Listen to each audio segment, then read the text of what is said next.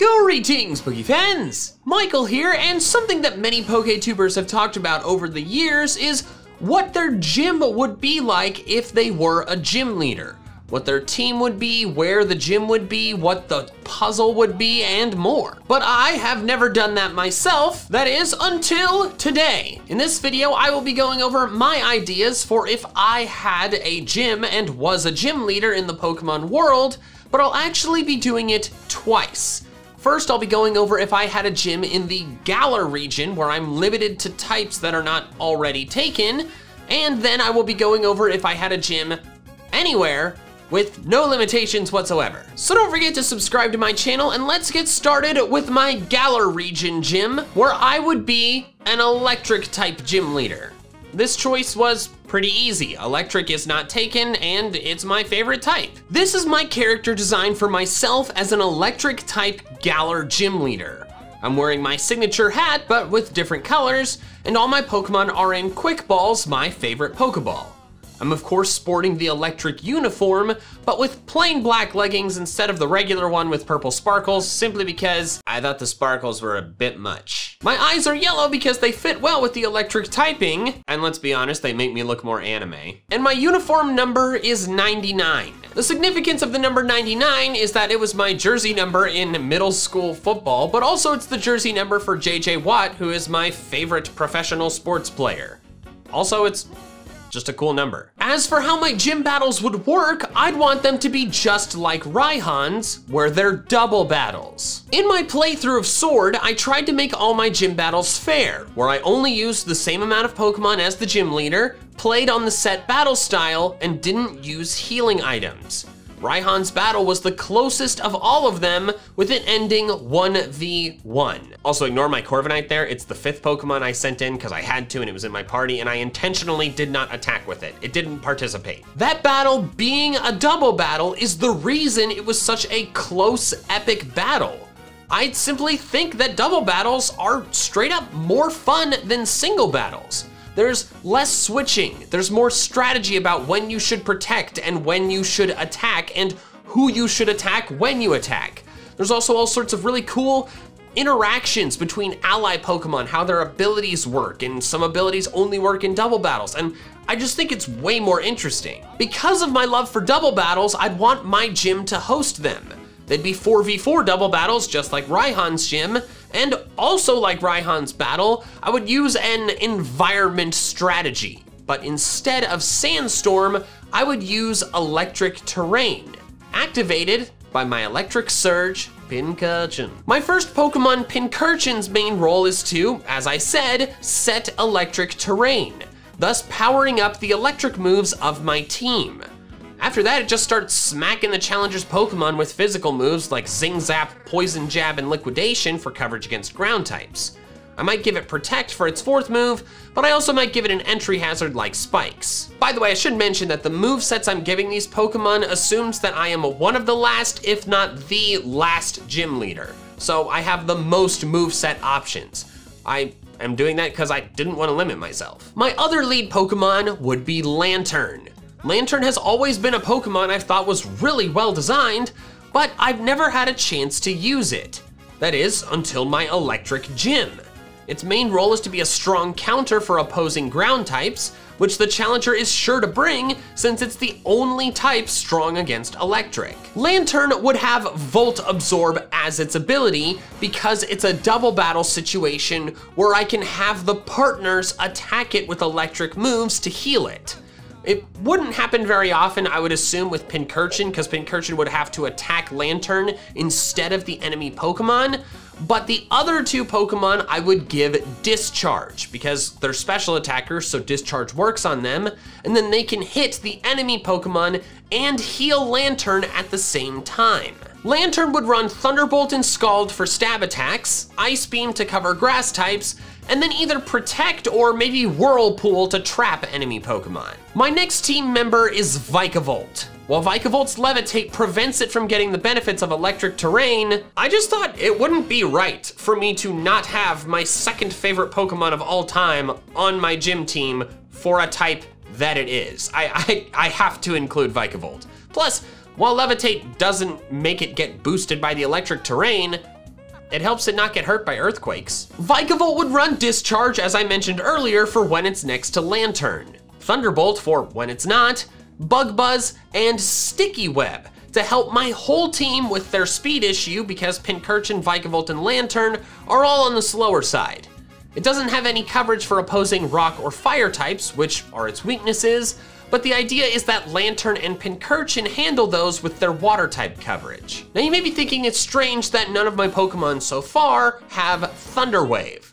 After all, the majority of electric type gym battles throughout all of Pokemon's history have at least one Pokemon with Thunder Wave because paralysis is the electric type thing. However, while I do not have Thunder Wave on any of my Pokemon, I do have another way that I intend to spread status conditions, and that is with my ace Pokemon, Gigantamax Toxtricity. Toxtricity is one of my favorite Gen 8 Pokemon, and its Gigantamax form is my favorite of all of them. It's the perfect Pokemon to have as my ace for a Galar gym, and it works perfectly since no other gym leader or any in-game trainer at all uses one.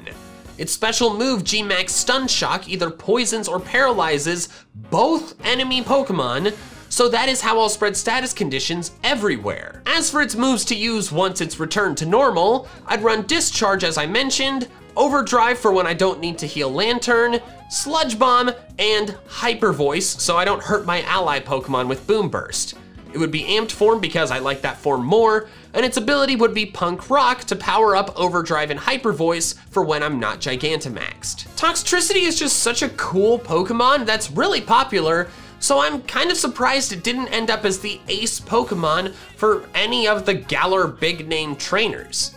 My gym would fix that. Now for the gym itself. The location I'm flexible on. The only two towns in the entire Galar region that don't already have a stadium are the first two towns, and they wouldn't really have room for one. So instead, let's assume that I'm a minor league gym leader that gets strong enough to replace one of the main 8 gyms. So if I had to pick a stadium to swap out with, I would pick Turffield. While the surrounding rural atmosphere doesn't fit much with the electric type, it's just such a pretty place that I think would be really cool to spend a lot of my time. Plus, the likely Gigantamax Toxtricity on the hill would be quite poetic, since I would use one too. For the gym puzzle, I picture something that has to do with like memorization and EDM music. So there's several colored lights that play a note sequence that you have to memorize. Then you walk around and step on certain colored buttons that correspond to the notes to make the same little melody. If you do so successfully, it plays a short little EDM riff with that melody that you just put in as the main melody, but there'd be other things added to it to make it more than just a couple of notes. If you get it wrong, you have to fight a trainer, but once you beat them, it still plays the little riff because, you know, that's fun. Also, if you're worried about a music puzzle being difficult for those who are hard of hearing to solve, like I said, there would be colored lights and buttons so you can solve the puzzle totally visually as well. The last thing I need to cover is what my team would look like in the Champions Cup, as all gym leaders can come back and compete in that with a full team of 6.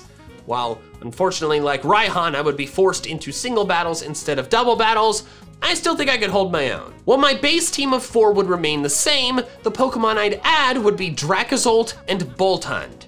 Dracozolt is the faster of the 2 Zolt fossils, and is therefore more likely to do big damage with Bolt Beak. And Boltund is a great looking Pokemon that would give my team some much needed speed. For the single battle aspect, I think I would probably lead with Pincurchin to set electric terrain immediately, and then right away just self-destruct so I could get a Pokemon that's better suited for sweeping in faster. So that concludes my idea if I had a Galar gym, but now for my second me as a gym leader idea, where I have no restrictions on location or team or anything like that. So if I had to pick anywhere in the whole Pokemon world, I would pick the Hoenn region. After all, it is my home region. The location would be Fortree City, which has been my favorite city in the Hoenn region ever since I was a kid. I know Winona already has a gym there, but as I said, no restrictions. We'll just pretend she died in a flying accident. Okay, never mind, that's horrible. She moved up to be an Elite Four member after Drake retired. Are you happy now? Tree City is my favorite city because it's literally a city of tree houses, an aesthetic I have always loved. Whether it's Tree or the Ewoks towns on Endor or the Freedom Fighters base in Avatar, if you have a village where it's all tree houses, I'm going to like it. Being surrounded by greenery while also being so high up and connected to it is beautiful. That's why I would make my gym a grass type gym. First off, it's my second favorite type behind electric, and we just did the whole electric thing, but also because it would fit so well with Tree because you're so connected to nature there. I'm honestly surprised Tree's gym wasn't a grass type gym from the start. Hoenn already had a water and a fire type gym, why not complete the triangle? Also, another reason I'd want to be a grass type gym leader is that Ramos's gym from X and Y is my favorite gym interior in any Pokemon game. It is beautiful and so cool to climb to the top of this massive tower while leaves fall all around and you find this cute office space up at the top that's like his little lab. That's awesome. This is my design for me as the Tree City grass type gym leader. The rope and go goggles are there because of what this version of me mainly does in his spare time. Work on the tree houses and ladders of both Tree itself and the Tree gym. The rope is of course used for lashing wood together, and the goggles are there to shield my eyes when flying around on the back of my Tropius, which assists me with working on the tree houses that are much higher up in the trees and therefore harder to climb to. The style of leaf on my shirt is a nod to Tropius's leaf wings. I like to think that a big change that gym leader me brought to Tree City is the implementation of elevators. As of right now, Tree just has ladders, which doesn't really work well for people who are not able-bodied, so I like to think that he implemented like platforms of wood with rope going over and a pulley system using counterweights, you know? Like engineering. My gym would make use of these elevators, and I picture it like Byron's gym in the Sinnoh region, but with wooden rope-lifted platforms moving around instead of metal floating ones. Challengers would have to navigate through this maze of wooden platforms and elevators that are attached between the trees, and it looks really cool, until eventually reaching me at the top on the big wooden platform battlefield I have built in the tippy-top canopy of the trees far above the houses in Tree. That may seem dangerous if the challenger brings like a super heavy Pokemon, but don't worry, engineering, it is structurally sound. And also when I say high above, I just mean like the elevation. They're not directly above the houses. My team would of course depend on which number gym leader I am, but if I had the honor of being the final gym leader and got to have a full team of 6, this is what my team would be. First is Tropius, as I already mentioned. It's out of its Pokeball most of the time since, as I said, it's my main method of transport between all the different levels of the tree houses. It's not my strongest Pokemon, but it can hold its own for sure, especially when the opponent can't fly to keep up with it. Next is Breloom, a Pokemon I've always really liked and one of the best designed Pokemon out there.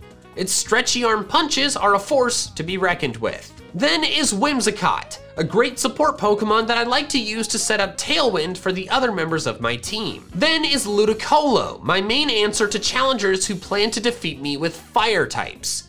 Since it can learn both Rain Dance and Sunny Day, I can choose which weather helps me more depending on whether the challenger is leaning more on fire types or not. Next is Sawsbuck, a very cool Pokemon that ends up being in its summer form most of the year due to the tropical climate of the Hoenn region. And finally is Mega Sceptile, my first starter Pokemon I got when starting out my journey back in Littleroot Town. It's my most powerful Pokemon by a sizable margin, and it has ended many a battle with one strike. I only activate its Mega Form against the strongest of challengers, as its sheer power risks damaging the surrounding infrastructure. I considered using Torterra and Decidueye, but in the end I decided my team should really only have one starter. Also, if I had to limit my team selection to Pokemon that are in the Hoenn Pokedex, then I would swap out Whimsicott and Sawsbuck for Shiftry and Roserade.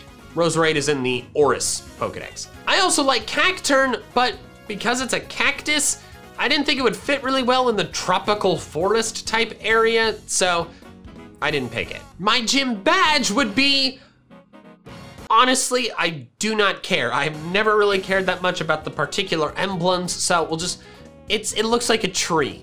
It's the tree badge. There you go. Thank you so much for watching, and an extra special thanks to my patrons over on Patreon who are helping support me in a way independent of fluctuating and unreliable YouTube ad revenue.